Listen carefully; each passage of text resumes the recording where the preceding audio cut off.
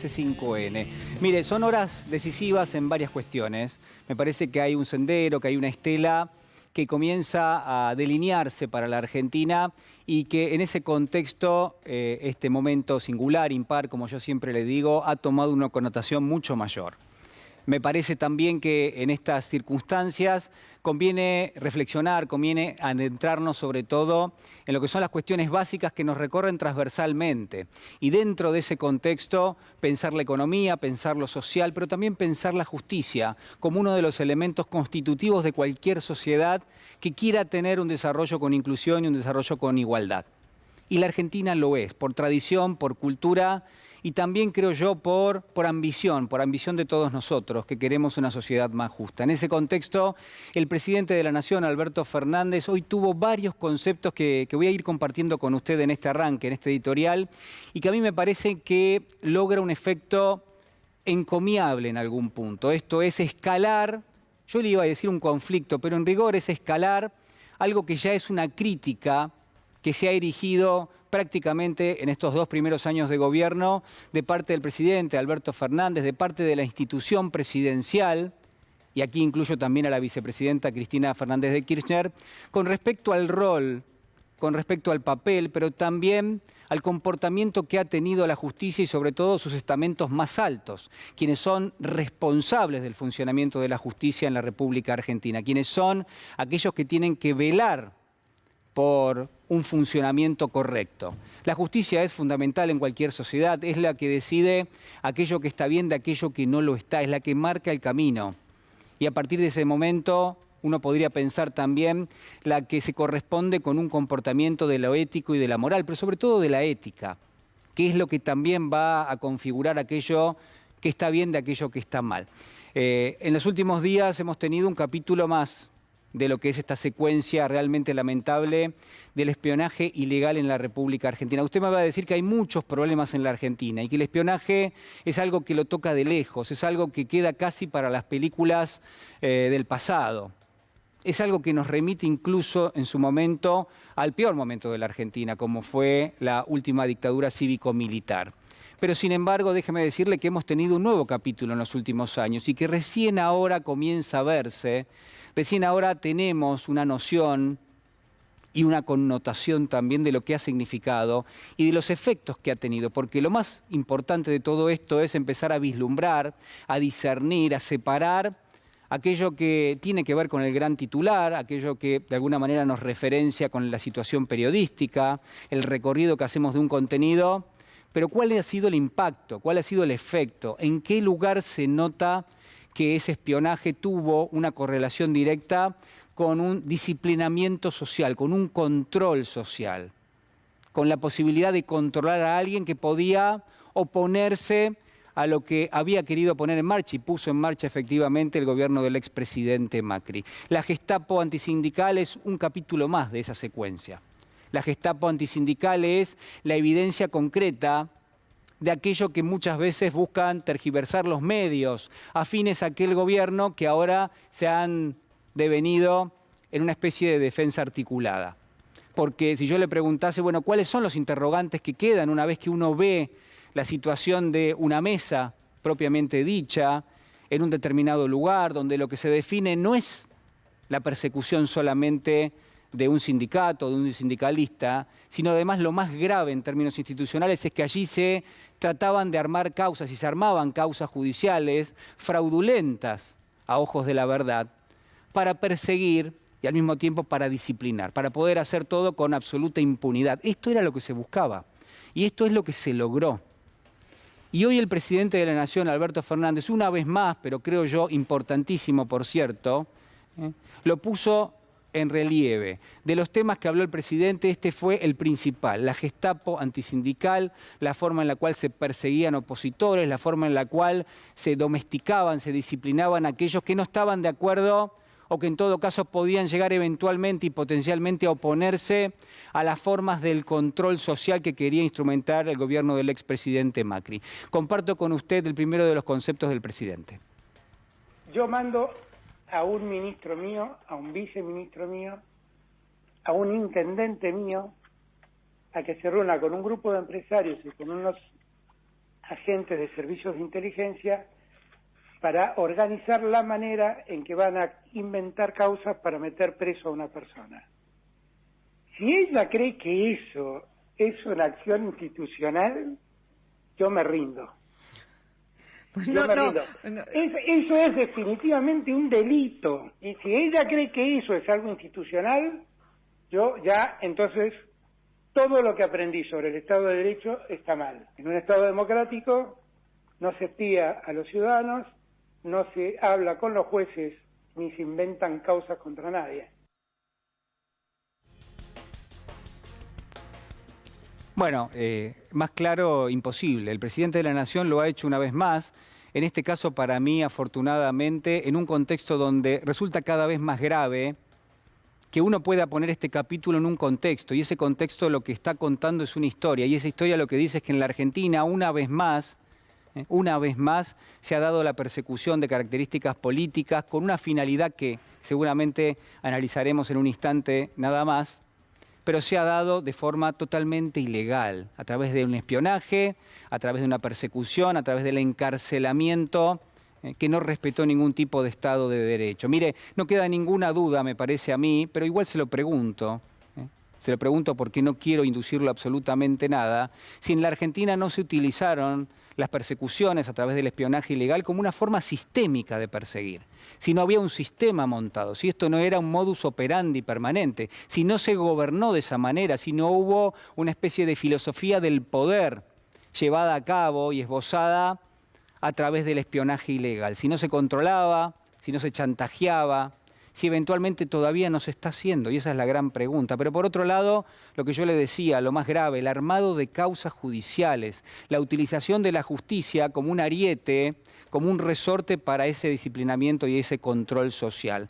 Mire, yo sé que el espionaje es pasar por encima de los derechos y garantías, tiene que ver obviamente con también pulverizar cualquier tipo de instancia que pueda corresponder al Estado de Derecho, porque tiene características sumamente ilegales. Ahora, al mismo tiempo, la gran pregunta es qué se buscaba detrás de eso. Si yo le pongo la filmación de la Gestapo antisindical, hay muchas preguntas que ya tienen su respuesta. No hace falta pedirlas. ¿Quiénes estaban allí? ¿En qué lugar se reunían? ¿Quién había convocado? Eventualmente, ¿cuál era el objetivo? Está claro, está dicho cuál era el objetivo. Y le diría más, ¿se cumplió o no se cumplió con ese objetivo? Y todas esas preguntas ya tienen una respuesta. Por eso lo que hace el presidente en el día de hoy es buscar la única respuesta que falta, que es cuál es el papel que tiene la justicia en la República Argentina cuando los delitos son tan flagrantes y cuando, de una forma realmente inexorable, lo que se dibuja es, yo le diría prácticamente, la vulneración del Estado de Derecho en nuestro país, la falta de garantías. Y en ese contexto, las respuestas que aparecen son totalmente insólitas. Mire, se le preguntó a María Eugenia Vidal, la responsable política de esto, además del expresidente Macri, por esta situación particular, por este capítulo de la Gestapo antisindical, y esto era lo que respondía. Digo, ¿realmente nos quieren hacer creer que el Pata Medina, que Balcedo, hasta Baradel se presentó que no tiene una sola denuncia durante todo mi gobierno? Esto es intencionalidad política, por supuesto que quieren armar un circo, porque además hay una segunda intención, que es tratar de mostrar que todos somos iguales. Y no somos todos iguales. No somos todos iguales. La primera diferencia es que yo estoy acá dando la cara, y la voy a seguir dando, porque yo no me voy a esconder en ningún lado. Está claro que dar la cara no es solamente la respuesta. Que hay que esbozar, bueno, cuáles eran las razones, que hay que adoptar una responsabilidad de características políticas. Prácticamente nadie de la oposición política ha dicho absolutamente nada. Hoy el presidente lo ha rubricado nuevamente, ha pedido explicaciones, pero además se ha dirigido a la justicia. Le ha preguntado cómo es posible que en la Argentina, porque finalmente los mismos jueces, los mismos fiscales que están hoy en la justicia eran los mismos que estaban hace años, ¿cómo es posible que en la Argentina se haya tenido este nivel de persecución política y de vulneración de los derechos? ¿Cómo es posible en algún punto, y sobre todo cuál era el objetivo, para llevar adelante este plan sistémico, que realmente se demostró que es así, que hay una instrumentación de características sistémicas que ha puesto en gran medida en duda si la justicia está y para qué en este país. El contexto está claro que sigue teniendo una vigencia enorme. Me parece a mí que en algún punto lo que ha sucedido con los dueños del grupo Indalo, los accionistas de las distintas empresas que conforman este grupo, los dueños de este canal, que también ha sido perseguido en los últimos años de diversas maneras, con la asfixia financiera, con la posibilidad de sus trabajadores de llegar a fin de mes, con el encarcelamiento ilegal de quienes son los dueños justamente del grupo Indalo. Bueno, me parece que eso es un emergente más que todavía no ha tenido una explicación lógica a ojos de la sociedad y donde la justicia desempeña un rol fundamental. Esto decía el presidente a propósito de este tema. El abuso que se hizo de la figura de la asociación ilícita y de la prisión preventiva en los 4 años del gobierno anterior ha sido increíble. Acá hay gente que pasó años y años con prisión preventiva. Lo que nunca vi en mi vida es que a alguien lo detengan para que no venda sus bienes. Eso fue lo que hicieron con Cristóbal López y Fabián de Sousa. Cuando uno cuenta esto, que esto pasó en la Argentina, escucha aterrado. Y si uno le dice además que ese fallo fue ratificado por una Cámara de Apelaciones y por una Cámara de Casaciones, y que la Corte Suprema nunca quiso meterse en el tema, escucha aterrado. Pero si ese método siguiera funcionando, que gracias a Dios no funciona, porque la AFI ya no tiene espías, no armamos causa contra nadie, no tenemos espías presionando jueces, no tenemos lobistas en los tribunales. Yo lo que digo es, cuando uno ve cómo eso funcionó, realmente solo puede sentir indignación. Además de la indignación, el elemento clave en todo esto es la impunidad. Porque cuando yo le preguntaba hace instantes cuál era el objetivo último que tenía esto, no era la práctica del espionaje per se, a pesar de que el expresidente Macri ya tenía y estaba procesado cuando asumió la presidencia de la Nación, justamente por esto mismo, a pesar de que ahora está procesado por espionaje ilegal a las víctimas de los familiares de Lara San Juan. Y en todo caso uno podría preguntarse en ese objetivo final si lo que había no era la posibilidad de imponer un programa económico. Y allí al final de esa secuencia, la posibilidad de imponer un programa de endeudamiento que hoy está sufriendo nuestro país. Si lo que había no era la necesidad de parte del expresidente Macri de llevar a cabo lo que uno podría pensar que es la hipoteca más importante que tiene la Argentina de aquí en adelante, como es la de su soberanía de características económicas, las políticas que se van a tomar, que tienen que ser discutidas de ahora en adelante, y ya esto es parte de la escena local, con el Fondo Monetario Internacional, discutir cada una de las decisiones que quiere aplicar el gobierno y que tiene una referencia ineludible a partir de ahora en el norte. Va a haber que ir a discutir durante años cuáles son las decisiones que se pueden adoptar para bien, siempre, con la sociedad argentina, y va a haber que discutirlo con el Fondo Monetario Internacional, cuyo accionista principal es los Estados Unidos. Bueno, en ese contexto entonces está claro que lo que se buscaba era impunidad. ¿Para qué? Para imponer. ¿Para imponer qué? Un programa económico que buscó finalmente el endeudamiento como una garantía para disciplinar a aquellos que quieren aplicar otras políticas que no están en línea con las que se piensan en otro país que no es la República Argentina. En última instancia, uno podría conectar, ¿no?, el espionaje con la situación de la justicia, y la respuesta es dónde estaban aquellos que conforman y que son los que tienen un protagonismo en la justicia, por ejemplo, la Corte Suprema. A propósito de este tema, esto decía el presidente de la Nación. El problema de hoy en día hay un problema de funcionamiento muy serio, muy serio. Por lo pronto, cuando nosotros en el año 2003 reconstruimos la Corte Suprema con Néstor, la verdad es que no buscamos jueces que fueran afines a nosotros.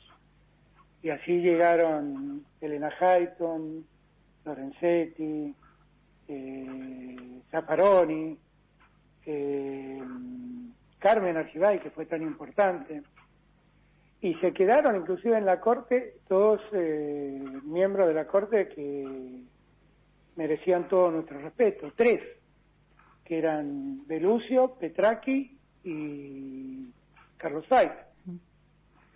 Y la Argentina sintió que la Corte Suprema, aquella Corte Suprema de la mayoría automática, pasaba a tener otra calidad. A mí me parece que desde el momento en que el gobierno de Macri propuso nombrar en comisión a 2 jueces de la Corte, empezó a degradarse la calidad de la Corte. Y cuando uno mira el funcionamiento actual, el tema es muy preocupante. Bueno, muy bien, vamos a cambiar de tema. En realidad, como yo siempre le digo, siempre hay una relación, ¿no? Y uno tiene que tratar de aprender, sobre todo a identificar esos puntos, ¿eh? Siempre estamos en un contexto cuyos elementos centrales están jugando permanentemente. La última pregunta, la que le dejo para pensar es, ¿quiénes son el poder real en la Argentina? ¿Quiénes son el poder real en la Argentina?